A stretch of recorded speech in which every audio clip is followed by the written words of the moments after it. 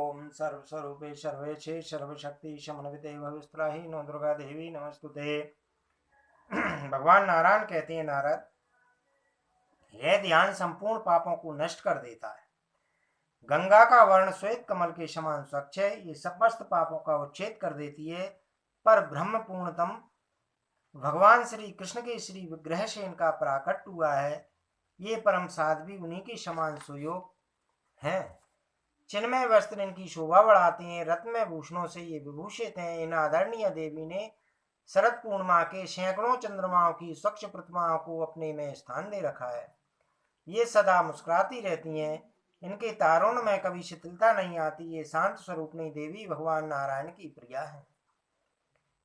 सत सौभाग्य कभी इनसे दूर नहीं हो सकता। इनके सिर पर सघन अलकावली है, मालती के पुष्पों की माला इनकी शोभा बढ़ा रही है। इनके ललाट पर अंदर चंद्राकार चंदन लगा है और इसके ऊपर सिंदूर की बिंदी है। गंड स्थल पर कस्तूरी आदि सुगंधित पदार्थों से नाना प्रकार की चित्रकारियां रची गई हैं। इनके परम मनोहर दोनों होंठ पके हुए बिंबा फल की लालिमा को तुच्छ कर दे रहे हैं।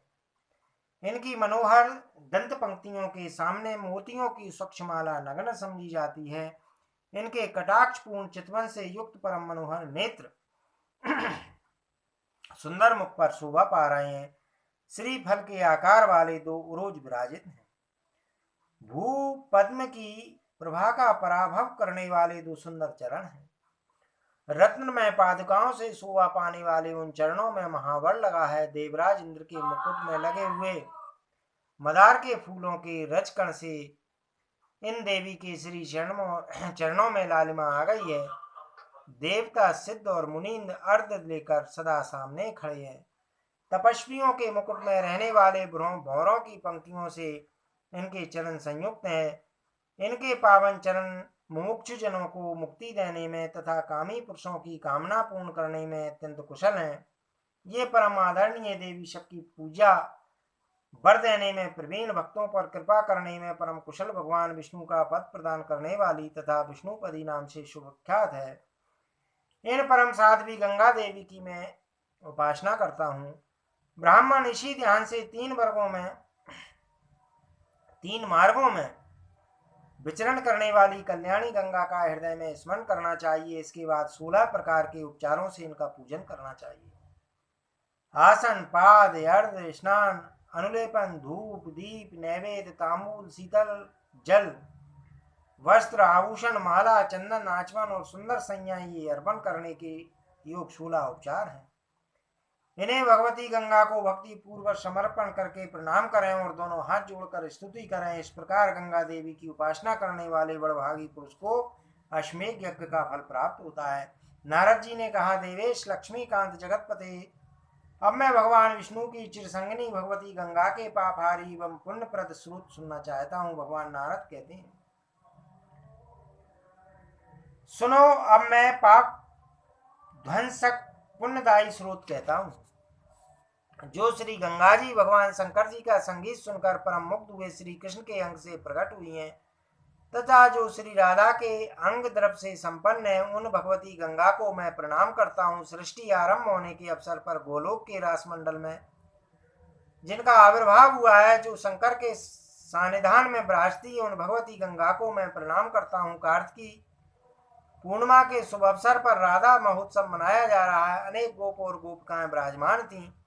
उस समाज में शोभा पाने वाली भगवती गंगा को मैं प्रणाम करता हूँ, जो करोड़ योजन विस्तृत और लाख योजन चौड़ी है तथा जिनसे गौलोक भली भांति आच्छादित है। उन भगवती गंगा को मैं प्रणाम करता हूँ, जो 60 लाख योजन चौड़ी और उससे चौगुने विस्तार से वैकुंठ में विराजती है। उन भगवती गंगा को मैं प्रणाम करता हूँ, जो 30 लाख योजन चौड़ी और इससे 5 गुने विस्तार से ब्रह्मलोक में फैली है। उन भगवती गंगा को मैं प्रणाम करता हूँ। 30 लाख योजन चौड़ाई और इससे चौगुनी लंबाई में होकर जो शिवलोक की शोभा बढ़ाती है, उन भगवती गंगा को मैं प्रणाम करता हूँ।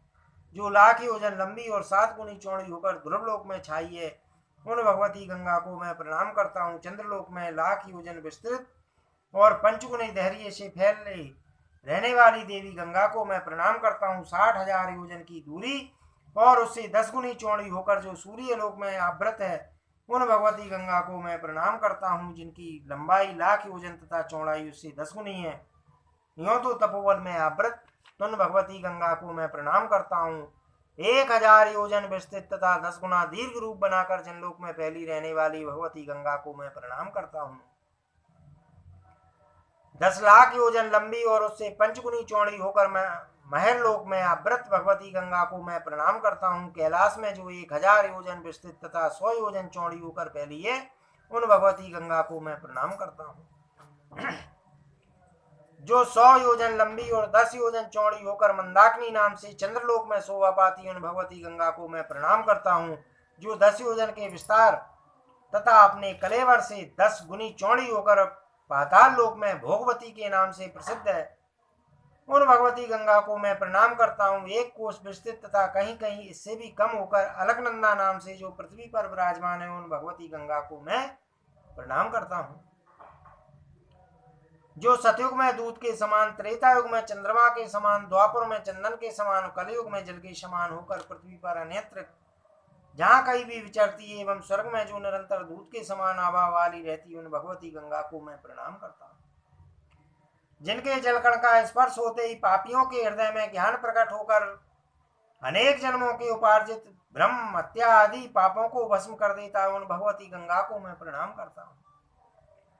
ब्राह्मण इस प्रकार 21 पद्मों में गंगा की स्तुति कही गई है।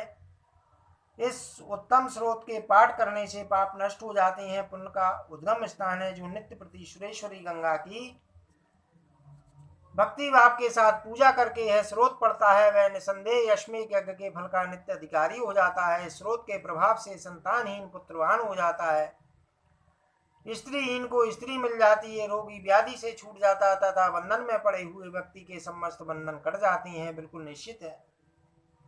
इतना ही नहीं किंतु छिपी हुई कीर्ति वाले का जगत में उत्तम यश फैल जाता है तथा मूर्ख के हृदय में विचारने की श्रेष्ठ बुद्धि उत्पन्न हो जाती है। जो प्रातः काल उठकर इस पवित्र गंगा स्रोत का पाठ करता है, उस पर बुरे स्वप्न अथवा अनिष्ट प्रभाव नहीं डाल सकते। साथ ही वह गंगा में स्नान के फल का भागी हो जाता है। भगवान नारायण कहते हैं, नारद राजा भागीरथ इस स्रोत से गंगा की स्तुति करके उन्हें साथ ले वहां पहुंचे, जहां सगर के 60,000 पुत्र जलकर भस्म हो गए थे। गंगा का स्पर्श करके बहने वाली वायु का स्पर्श होते ही भी राजकुमार तुरंत वैकुंठ में चले गए। भागीरथ के सत्य प्रयत्न से गंगा का आगमन हुआ है, अतः गंगा को भागीरथी कहते हैं। यूं गंगा का संपूर्ण उत्तम उपाख्यान कह दिया है। पुण्यदायी उपाख्यान मोक्ष का अचूक साधन है। अब आगे तुम क्या सुनना चाहते हो? नारद जी ने कहा, भगवान भूमंडल को पवित्र करने वाली त्रिपथगामिनी गंगा कैसे प्रकट हुई प्रभु? उनका कहाँ और किस प्रकार से आविर्भाव हुआ है, सब प्रसंग बताने की कृपा कीजिए। भगवान नारद बोले, नारद, एक समय की बात है, कार्तिक की पूर्णिमा थी। राधा महोत्सव बड़े धूमधाम से मनाया जा रहा था। भगवान श्री कृष्ण सम्यक प्रकार से राधा की पूजा करके रासमंडल में विराजमान थे। तत्पश्चात ब्रह्मादि देवता तथा सौनक आदि ऋषि प्रहा सभी महानुभाव ने बड़े आनंद के साथ श्री कृष्ण पूजता श्री राधा जी की पूजा की और फिर वे वहीं विराजमान हो गए। इतने में भगवान श्री कृष्ण को संगीत सुनाने वाला देवी सरस्वती हाथ में वीणा लेकर सुंदर ताल स्वर के साथ गीत गाने लगे। तब ब्रह्मा ने प्रसन्न होकर एक सर्वोत्तम रत्न से बना हुआ हार पुरस्कार रूप में उन्हें अर्पण किया। शिव से उन्हें अखिल ब्रह्मांड के लिए दुर्लभ एक उत्तम मणि प्राप्त हुई। भगवान श्री कृष्ण ने उन्हें संपूर्ण रत्नों में श्रेष्ठ कौस्तुभ मणि भेंट की। राधा ने अमूल रत्नों से निर्मित एक अनुपम हार, भगवान नारायण ने एक सुंदर पुष्पमाला तथा लक्ष्मी ने बहुमूल रत्नों के 2 कुंडल सरस्वती को पुरस्कार में दिए। विष्णु माया ईश्वरी दुर्गा नारायणी और ईशना नाम से विख्यात भगवती मूल प्रकृति ने सरस्वती के अंतःकरण में परम दुर्लभ परमात्म भक्ति प्रकट की। धर्म ने धार्मिक बुद्धि उत्पन्न करने के साथ ही प्रपंचात्मक जगत में उनकी कीर्ति प्रस्तुत की। अग्निदेव ने चिन्मय वस्त्र तथा पवन देव ने मणिमय नूपुर सरस्वती को प्रदान किए। इतने में ब्रह्मा से प्रेरित होकर भगवान शंकर श्री कृष्ण संबंधी पद्म, जिसके प्रत्येक शब्द में रस के उल्लास को बढ़ाने की शक्ति भरी थी, बारंबार गाने लगे। उसे सुनकर संपूर्ण देवता मूर्छित से हो गए। जान पड़ता था मानो सब चित्र विचित्र पुतले हैं। बड़ी कठिनता से किसी प्रकार उन्हें चेत हुआ। उस समय देखा गया कि समस्त रासमंडल में संपूर्ण स्थल जल से अप्लावित है। श्री राधा और श्री कृष्ण का कहीं पता नहीं है। फिर तो गोप गोपी देवता और ब्राह्मण सभी अत्यंत उच्च स्वर से विलाप करने लगे। उस समय ब्रह्मा जी भी वहीं थे। उन्होंने ध्यान के द्वारा भगवान श्री कृष्ण का पुनीत विचार समझ लिया। भगवान श्री कृष्ण ही श्री राधा के साथ जलमय हो गए हैं, यह बात उन्हें भली भांति मालूम हो गई। तब वे सभी महाभाग देवता पर ब्रह्म परमात्मा श्री कृष्ण की स्तुति करने लगे। सबने अपनी प्रार्थना सुनाई। विभो, हमारा केवल यही अभिष्ट वर है कि आप अपनी श्री मूर्ति के हमें पुनः दर्शन करा दें। ठीक उसी समय अति मधुर तथा स्पष्ट शब्दों में आकाशवाणी हुई। सब लोगों ने उसे भली भांति सुना। आकाशवाणी में कहा गया, मैं सर्वात्मा श्री कृष्ण और मेरी स्वरूपा शक्ति राधा, हम दोनों ने ही भक्तों पर अनुग्रह करने के लिए है जल में विग्रह धारण कर लिया है। सुरेश्वरो, तुम्हें मेरे तथा इन राधा के शरीर से क्या प्रयोजन है। मनु मुनि मानव तथा अगणित वैष्णव जन मेरे मंत्रों से पवित्र होकर मुझे देखने के लिए मेरे धाम में आएंगे। ऐसे ही तुम्हें भी यदि स्पष्ट दर्शन करने की इच्छा हो तो प्रयत्न करो। शंभु वही रहकर मेरी आज्ञा का पालन करें। विधाता ब्राह्मण, तुम स्वयं जगत गुरु शंकर से कह दो कि वे वेदों के अंगभूत परम मनोहर विशिष्ट शास्त्र अर्थात तंत्र शास्त्र का निर्माण करें और उसमें संपूर्ण अभिष्ट फल देने वाले बहुत से अपूर्व मंत्र उद्धृत हों। स्रोत, ध्यान, पूजा विधि, मंत्र और कवच, इन सब से वह तंत्र शास्त्र संपन्न हो। जिस मंत्र से पापी जन मुझसे विमुख हो सकते हैं उसे स्पष्ट नहीं करना चाहिए। हाँ, शास्त्रों में कोई एक भी मेरा सच्चा उपासक मिल जाए तो उसके प्रति गोप मंत्र का भी उद्घाटन कर देना। मेरे मंत्रों के प्रभाव से पुण्यात्मा बनकर मनुष्य मेरे धाम में पहुंचेंगे। यदि मेरे तंत्र शास्त्रों का उद्घाटन नहीं हो सकेगा तो किसी को भी गोलोक में रहने की सुविधा नहीं मिल सकेगी। संपूर्ण ब्रह्मांड निष्फल हो जाएगा, पर यह ठीक नहीं है। इसलिए तुम प्रत्येक सृष्टि में 5 प्रकार के मनुष्यों का निर्माण करो। इससे कितने पुरुष धरातल पर रहेंगे और बहुतों को तो स्वर्ग भी स्थान मिल जाएगा। यदि शंकर देव सभा में ऐसा करने के लिए सुदृढ़ प्रतिज्ञा करते हैं तो उन्हें तुरंत ही मेरे दर्शन प्राप्त हो जाएंगे। आकाशवाणी के द्वारा इस प्रकार कहकर भगवान श्री हरि चुप हो गए। उनकी वाणी सुनकर जगत की व्यवस्था करने वाले ब्रह्मा ने प्रसन्नता पूर्वक उसे भगवान शंकर से कहा। ज्ञानियों में श्रेष्ठता, ज्ञान के अधिष्ठाता भगवान शंकर ने ब्रह्मा की बात सुनने के पश्चात हाथ में गंगा जल ले लिया और आज्ञा पालन करने के लिए प्रतिज्ञा कर ली। फिर तो वे भगवती जगदम्बा के मंत्रों से संपन्न उत्तम तंत्र शास्त्र के निर्माण में लग गए। प्रतिज्ञा पालन करने के लिए मैं वेद के सारभूत महान तंत्र शास्त्र का निर्माण करूंगा, यह विचार करके हृदय में गूंजने लगा। उन्होंने अपना विचार व्यक्त किया कि यदि कोई मनुष्य गंगा का जल हाथ में लेकर प्रतिज्ञा करेगा और फिर उस अपनी की हुई प्रतिज्ञा का पालन नहीं करेगा तो वह कालसूत्र नामक नरक का भागी होगा और ब्रह्मा की पूरी आयु तक उसे वहां रहना पड़ेगा।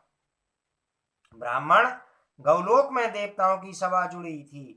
उसमें भगवान शंकर जब इस प्रकार की बात कह चुके तब अकस्मात पर ब्रह्म परिपूर्णतम भगवान श्री कृष्ण भगवती राधा के साथ वहां प्रकट हो गए। उन पुरुषोत्तम भगवान श्री हरि के प्रत्यक्ष दर्शन करने पर देवताओं की प्रसन्नता की सीमा न रही।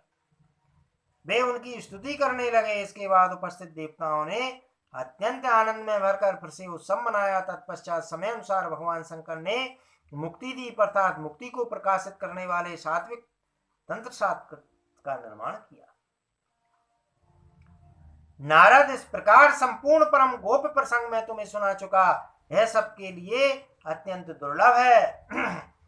वे ही पूर्ण ब्रह्म भगवान श्री कृष्ण जल रूप होकर गंगा बन गए थे।